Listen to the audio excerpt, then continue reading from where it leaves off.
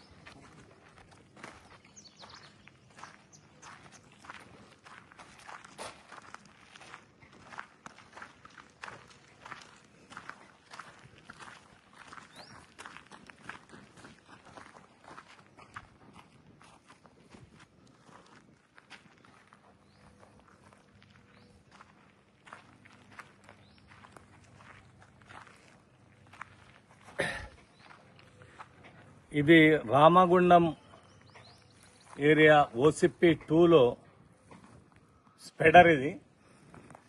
ఈ స్పెడర్ మిషన్లు 3 పర్చేజ్ చేయడం జరిగింది మన సింగరేణి 98లో. ఒక్కొక్కటి 200 కోట్ల రూపాయలు.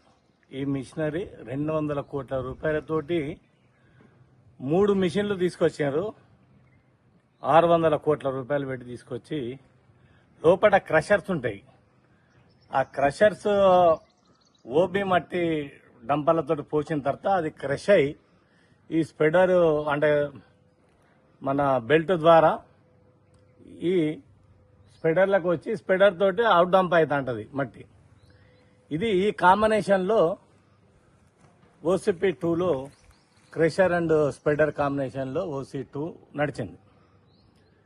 అయితే నడిచిన తర్వాత ఇప్పుడు ఆ సిస్టాన్ని పక్కకు పెట్టి మళ్ళీ డంపర్లతోటి అవుట్ డంప్ చేయాలి. ఆ డంపర్లతోటి ఈ క్రెషర్లు ఈ స్ప్రెడర్లు అన్ని కూడా మనం తీసేస్తున్నామని చెప్పి సింగరేణి యాజమాన్యము ఒక నిర్ణయం తీసుకొని దీన్ని ఆఫ్ చేసే ముందట ఇది నడవనటువంటి ఈ స్ప్రెడర్ని కోట్ల రూపాయలు పెట్టి దీన్ని రిపేర్ చేయించి క్వారీలకు వెళ్ళి తీసుకొచ్చి ఈ స్క్రాప్ అలవాడేశారు.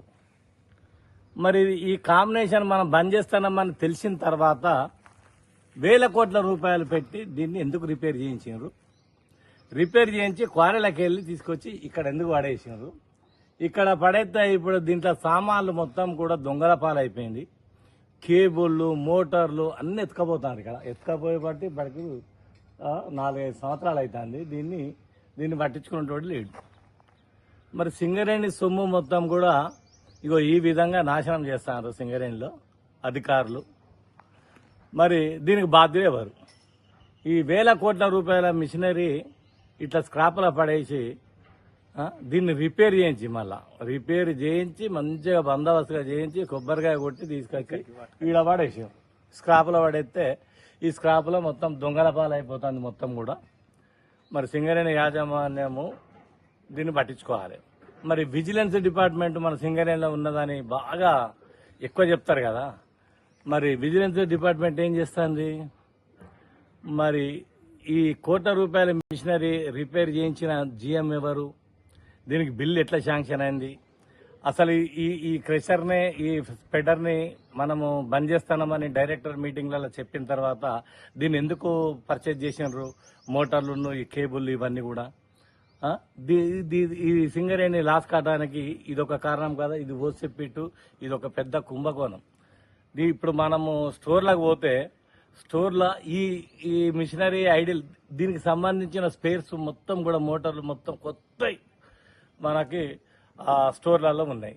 మరి అవి రిటర్న్ అన్న చేయాలి కదా. సరే అది ఏం చేస్తారన్నది అసలు ఎందుకు కొన్నారు అన్న దానికి ఆన్సర్ కావాలి.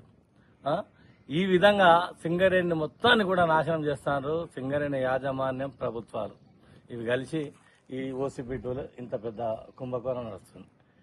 విజిలెన్స్ డిపార్ట్మెంట్ తండ్రి పేరు కరెక్ట్ లేదు, ఈ కొడుకు సొంత కొడుకు కాదు, ఈయన ఊళ్ళో ఒక పేరున్నది, ఇంటికాడ ఒక పేరున్నది, ఈయన చదువుకున్న సర్టిఫికెట్ల మీద వేరే ఉన్నది అని విజిలెన్స్ వాళ్ళు కార్మికులు ఎంబడి పడుతున్నారు తప్ప మరి విజిలెన్స్ వాళ్ళకి సింగరేణి ఇన్ని కోట్ల రూపాయలు నష్టం జరుగుతుంది, ఎవరెవరు దీని బాధ్యులని విజిలెన్స్ వాళ్ళు ఆ పని కూడా చేయాలి కదా. ఆ పని చేయకుండా సింగరేణి పిల్లలు అసలు ఈయన సొంత కొడుకా కాదా, వీళ్ళ భార్య అవునా కాదా, వీళ్ళ తల్లి ఇంటి పేరు సేమ్ ఉన్నదా లేదా, వీళ్ళ ఇంట్లో ఆధార్ కార్డు ఏమున్నది, అసలు ఈయన ఉద్యోగంకి వచ్చినప్పుడు ఏం పేరున్నది, ఇంటికాడ ఏం పేరున్నది, ఇప్పుడు అలా కొడుకు ఇయ్యము, ఇది మారు పేరు, ఇది దొంగ పేరు అని అంటాను కదా. మరి దాన్ని ఇప్పుడు కార్మికుల మీద వీడు మసరబాడి పోతాడు, వాడి ఇంటికి పోయిండు, వీడు ఒక బొగ్గు బెల్ల పట్టుకపోయిండు అని కార్మికుల మీద హరాస్మెంట్ చేసుడేనా విజిలెన్స్ వాళ్ళ డిపార్ట్మెంట్ చేసే పని? కోట్ల రూపాయలు ఈ సింగరేణి సొమ్మంతా కూడా వృధా అయిపోతుంది, కోట్ల రూపాయలు నాశనం అవుతుంది, వీళ్ళ ప్లానింగ్ వలన సింగరేణి మొత్తం కూడా లాస్లా పోతుంది. మరి దీని మీద ఎంక్వైరీ చేయరా? ఈ విజిలెన్స్ డిపార్ట్మెంట్ ఏం చేస్తుంది? కార్మికుల మీద అయితేనేమో మీద పడతారు, కంపెనీనేమో ఆఫీసులను ఎవరు పట్టించుకున్నట్టు లేడు. మరి ఎట్లా? మరి దీని సంగతి చెప్పాల్సిన అవసరం లేదు. సింగరేణి మొత్తం నాశనం చేయడానికి మెయిన్గా ఈ మన ఉన్నటువంటి జీఎంస్ కానీ లేకుంటే డైరెక్టర్ లెవెల్లో వీళ్ళందరి హస్తాలు ఉన్నాయి. వీళ్ళందరి హస్తాలు చేయబట్టే ఈ సింగరేణి నాశనం అవుతుంది. అందులో ఇదొక మచ్చు తునక. ఈ స్పైడర్లు దీని మీద విజిలెన్స్ ఎంక్వైరీ పెట్టాలి. అసలు ఎందుకు దీన్ని బ్యాన్ చేసినారు, దీన్ని చేసేటప్పుడు ఎందుకు పర్చేజ్ చేసినారు, ఇన్ని కోట్ల రూపాయలు ఎందుకు పెట్టినరు, ఈ సింగరేణి సొమ్మును వృధా చేసిన వాళ్ళు ఎవరు, వీళ్ళ మీద కూడా యాక్షన్ తీసుకోవాలి కదా. తీసుకోవాలని చెప్పి ఏఐటీసీగా డిమాండ్ చేస్తా ఉన్నాం.